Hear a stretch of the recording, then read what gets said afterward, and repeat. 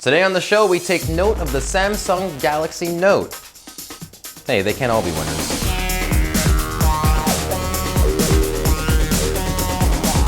Alright, a while ago I told you about the upcoming Windows phones that Microsoft claimed were going to spread like wildfire and destroy the iPhone once and for all.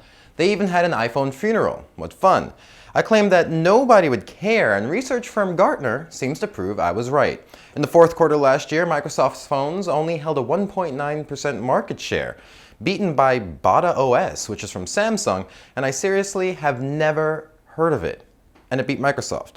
Anyway, I just bring this up to prove that I was right in the past, and I'm about to make another claim. The Samsung Galaxy Note is kind of dumb. There, I said it. It's way bigger than a lot of smartphones, and it's way smaller than a lot of tablets, which in theory sounds like not such a bad thing.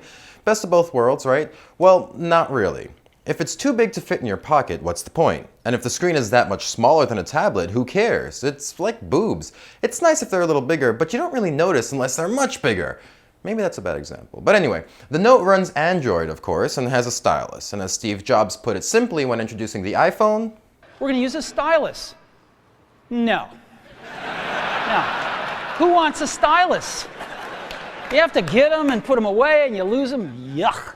Nobody wants a stylus. Now that may be oversimplifying things, but yeah, the stylus lets us do things with more precision and write notes. Fun, right? And then you can translate those handwritten notes into text. But wait, according to Rachel Metz at Technology Review, I quickly realized a stylus wasn't that comfortable to hold. It was too skinny to grasp easily, and the button on its side felt awkwardly placed. And it was nearly impossible for the device to translate my scribbles into typed notes. I tried using the stylus as an alternative to the built-in virtual keyboard when typing an email, but the Note was rarely correct at identifying complete words.